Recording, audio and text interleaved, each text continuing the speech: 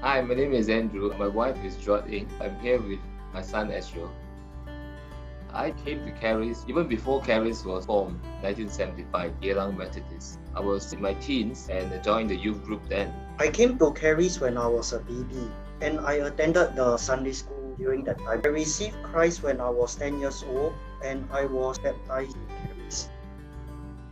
The people in Caris are very friendly and also very caring. In 2019, I was offered a job by Pastor Jasper. I did my internship in Caris. They taught me how to be very independent, also how to work together with people and things like that. Caris to us is always like a home, a family. There's a lot of intimate relationship with many families and it's a very cozy atmosphere. Caris has a certain size of membership that allows people to know each other well. And because they know each other well, they are honest and they are willing to come and help each other and serve the church. You can express yourself in the different gifts that God has given to each one of us. There's a lot of encouragement in church. Many people are involved in different levels like worship team, like in the cell group, Sunday schools. We actually contribute quite a bit to the church beyond Caris. We have the older leaders who have retired from LCC, but they went on to be leaders at the conference level and they also become leaders in other Christian organizations. For example, in the Dover Park Hospice, working together with other evangelical teams and walking the streets in Juchen and the Methodist Mission Society, and some of our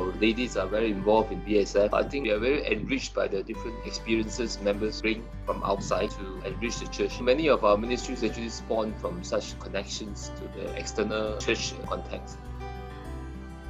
I think the idea of a church without walls and a church very involved in society and a very open church is very motivating as a concept. We have seen the example of Katong Presbyterian, which is our neighbors, and they've adopted the same kind of idea. We intend to keep the back gate open throughout so that our neighbors can benefit from walking through the church. And through that, we also hope to engage them in some ways. The concept is always to think of how to engage them when they walk into the church. What do they see? How do we make it a nice place for them to even pause and sit down for a while? So we're thinking of some deck or terrace that faces the road, some kind of landscaping, greenery, and also spaces where people can just sit around and enjoy themselves.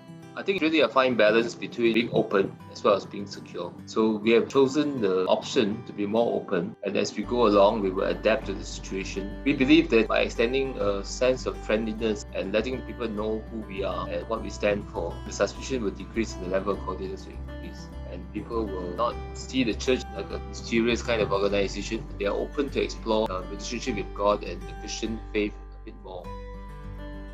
We have a very open first story area with a lot of facilities. So these areas could be points of engagement with the neighborhood, as well as point of engagement from different areas of our church itself.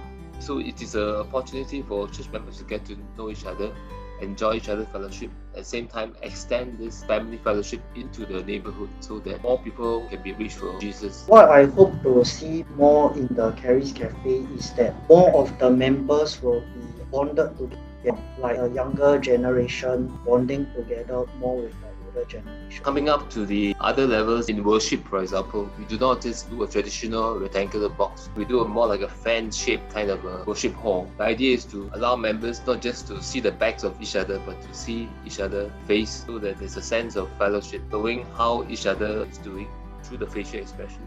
The LCC has decided to use some of the spaces in the church to house the homeless, to meet their needs in a certain discreet way that it will not inconvenience too much of the members using the church. So we can really maximize the use of this place based on how God leads us.